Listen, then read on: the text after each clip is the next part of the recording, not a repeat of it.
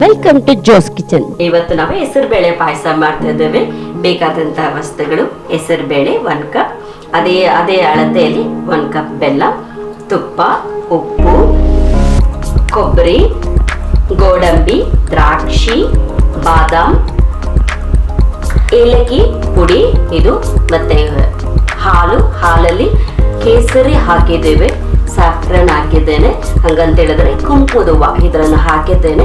ಅದರಲ್ಲಿ ಬಹಳ ರುಚಿಯಾಗಿರುತ್ತೆ, ಚೆನ್ನಾಗಿರುತ್ತೆ, ಆರೋಗ್ಯಕರವಾಗೂ ಅದು ಇರುವಂಥದ್ದಾಗಿರುತ್ತೆ. ವಾಸನೆ ಕೂಡ ಬಹಳ ರಮ್ಯವಾಗಿರುತ್ತೆ. ಹೇಗೆ ಮಾಡೋಣ ಅಂತ ತೋರಿಸ್ಕೊಡ್ತೀನಿ ನಾನು. ಈಗ ನೀರು ಚೆನ್ನಾಗಿ ಕಾಯ್ದಿದೆ. ಈ ಸಮಯದಲ್ಲಿ ನಾವು ಬೇಳೆ ಹಾಕೋಣ.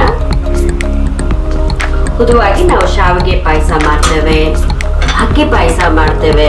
ಅದೆಲ್ಲದಕ್ಕಿಂತ ಬೇಳೆ ಪಾಯಸ, ಹೆಸರು ಬೇಳೆ ಪಾಯಸ ನಮಗೆ ತುಂಬಾ ಆರೋಗ್ಯಕರವಾಗಿರುತ್ತೆ. ಅದು ಮಾತ್ರವಲ್ಲ, ಒಳ್ಳೆ ಪೊಟ್ಯಾಷಿಯಂ ಕೂಡ ನಮಗೆ ಸಿಗತ್ತೆ.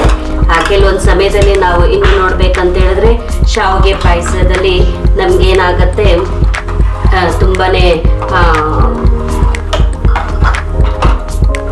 ತುಂಬಾ ಗಟ್ಟಿ ಹಾಕ್ಬಿಡತ್ತೆ. ಆದ್ರೆ ಈ ಪಾಯಸ ಆ ರೀತಿ ಅಲ್ಲ. ಅದು ಮಾತ್ರ ಅಲ್ಲ, ಇದು ಬಹಳ ನಮ್ಮ ಹೃದಯಕ್ಕೂ ಒಳ್ಳೆಯದಾಗಿರುತ್ತದೆ, ಆರೋಗ್ಯವಾಗಿ ಇರುತ್ತೆ. ನಾವು ಹಬ್ಬ ಹರಿದಿನದಲ್ಲಿ, ಒಳ್ಳೆ ದಿನದಲ್ಲಿ ಏನಾದ್ರೂ ಒಂದು ಸ್ವೀಟ್ ಮಾಡ್ಬೇಕಂತ ಇಷ್ಟಪಡ್ತೇವೆ. ಆದ್ರೆ ಅದರಲ್ಲಿ ಅನೇಕ ವಿಧವಾದಂತಹ ಪ್ರಾಬ್ಲಮ್ಸ್ ಇರ್ಬೋದು. ಆದ್ರೆ ಈ ಬೇಳೆ ಪಾಯಸ ನಮ್ಗೆ ಆರೋಗ್ಯವಾಗಿರುವಂತ ಒಂದು ಪಾಯಸ ಆಗಿದೆ. ಇದು ಈ ಕಾಲದಲ್ಲ, ಹಳೆ ಕಾಲದ ಒಂದು ಸಂಪ್ರದಾಯಕವಾಗಿ ಮಾಡುವಂತ ನಮ್ಮ ಕರ್ನಾಟಕದ ಒಂದು ರೆಸಿಪಿ ಆಗಿದೆ. ಮಾಡೋಣ. ಚೆನ್ನಾಗಿ ಬೇಯಲಿ. ಒಂದು 10 ರಿಂದ 15 ನಿಮಿಷ ಚೆನ್ನಾಗಿ ಬೇಯಲಿ. ಬೇಳೆ ನಮ್ಗೆ ಎಷ್ಟು ಬೇಯಬೇಕಂತ ಹೇಳಿದ್ರೆ ಒಂದು ಅರ್ಧ ಅಷ್ಟು ಬೇಳೆ ಬೆಂದ್ರೆ ಸಾಕು. ಅದಾದ ನಂತರ ನಾವು ಬೆಲ್ಲವನ್ನು ಹಾಕೊಳ್ಳೋಣ. ಮುಖ್ಯವಾಗಿ ಹೆಸರು ಬೇಳೆ ಬೇಯುವಾಗ ನಮ್ಗೆ ಅದು ಉಕ್ಕಿ ನೀರೆಲ್ಲ ಕೆಳಗಡೆ ಹೋಗ್ಬಿಡತ್ತೆ. ಅದರಿಂದ ನಾವು ಹುಷಾರಾಗಿ ಏನ್ ಮಾಡ್ಬೇಕು, ಅದನ್ನ ಚೆನ್ನಾಗಿ ಗಮನ ಕೊಟ್ಟು ಅದನ್ನ ನೋಡ್ತಾನೆ ಇರ್ಬೇಕು. ನಾವು ನೀರು ತುಂಬಾ ಉಕ್ಕಿ ಹೋಗ್ಬಿಡತ್ತಾ ಅಂತ ಸ್ವಲ್ಪ ನೋಡ್ಕೊಂಡೇ ಇರಬೇಕು. ಅರ್ಧ ಹೆಸರು ಬೇಳೆ ಬೆಂದ ಮೇಲೆ ನಾವು ಬೆಲ್ಲನ ಸ್ವಲ್ಪ ಚೆನ್ನಾಗಿ ಜಜ್ಜಬೇಕು. ಜಜ್ಜಿದ್ರೆ ಹಾಗೆ ಹಾಕ್ಬಿಟ್ರೆ ಅದು ಬೇಗ ಕರಿಯೋದಿಲ್ಲ. ಅದನ್ನ ಸ್ವಲ್ಪ ಚೆನ್ನಾಗಿ ಜಜ್ಜಿ ಹಾಕಿದ್ರೆ ನಮ್ಗೆ ಚೆನ್ನಾಗಿರುತ್ತೆ.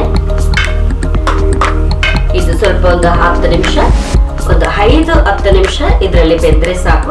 ಅದಾದ ನಂತರ ಹಾಲು ಹಾಕೋಣ. ಬೆಲ್ಲ ಎಲ್ಲ ಚೆನ್ನಾಗಿ ಅದರಲ್ಲಿ ಮೆಲ್ಟ್ ಆಗಿದೆ. ಅದಾದ ನಂತರ ಸ್ವಲ್ಪ ಹಾಲು ಹಾಕೊಳ್ಳೋಣ. ನಾವು ಇಟ್ಟಿರುವಂತ ಹಾಲು ತುಂಬಾ ಬೇಯಕ್ಕೆ ಬಿಡಬಾರ್ದು. ಮುಖ್ಯವಾಗಿ ಬೇಳೆ, ಇಲ್ಲಾಂದ್ರೆ ಏನಾಗ್ಬಿಡುತ್ತೆ, ತುಂಬಾನೇ ಪೆಚ್ಚ ಅಂತ ಹಾಕ್ಬಿಡುತ್ತೆ, ಚೆನ್ನಾಗಿರಲ್ಲ. ಸ್ವಲ್ಪ ಬೇಳೆ ನಮಗೆ ಹಾಗೆ ಇದ್ರೆ ಚೆನ್ನಾಗಿರುತ್ತೆ. ನೋಡ್ರಿ, ಈ ಮಟ್ಟಕ್ಕೆ ಬೆಂದಿರಬೇಕು ಬೇಳೆ, ಅವಾಗ ತಿನ್ನಕ್ಕೆ ಚೆನ್ನಾಗಿರತ್ತೆ.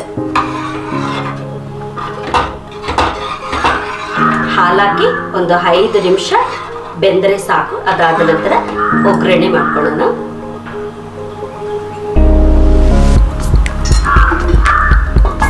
ಸ್ವಲ್ಪ ಮುಚ್ಚಿ ಬೇಯಿಸಿ.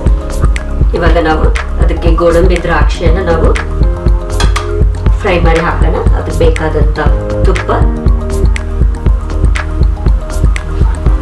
ಒಂದು 4 ಟೇಬಲ್ ಸ್ಪೂನ್ ತುಪ್ಪ ಆದ್ರೆ ಸಾಕು.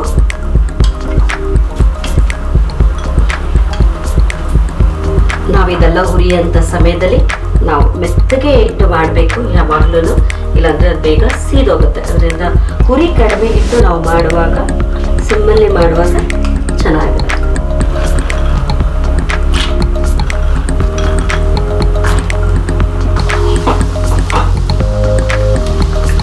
ಅರ್ಧ ಆದ್ಮೇಲೆ ಗ್ರೇಪ್ಸ್ ಹಾಕೋಣ. ನಿಮ್ಗೆ ಎಷ್ಟು ಬೇಕೋ ಅಷ್ಟು ಹಾಕೊಳ್ಳಿ.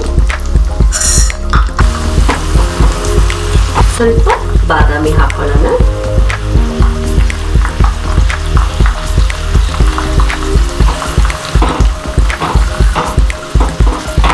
ಇದಾದ ನಂತರ ಸ್ವಲ್ಪ ಏಲಕ್ಕಿ ಪುಡಿ ಹಾಕೋಣ.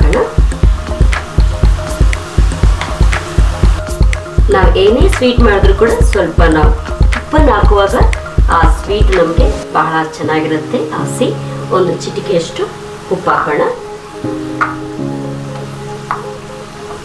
ಹಾಗಿದೆ, ಇದನ್ನು ತೆಗೆದು ಪಾಯಸದಲ್ಲಿ ಹಾಕ್ಬೇಡ.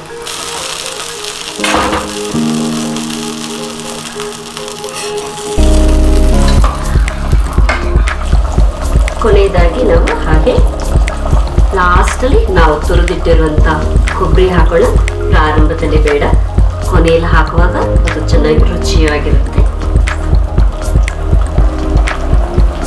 ಈಗ ನಾವು ಸ್ಟವನ್ನು ಆಫ್ ಮಾಡ್ಕೊತೇವೆ.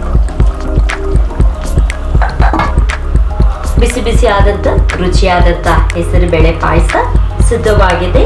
ನೀವು ಮನೇಲಿ ಟ್ರೈ ಮಾಡಿ ತಿಂದು ಸಂತೋಷವಾಗಿದೆ.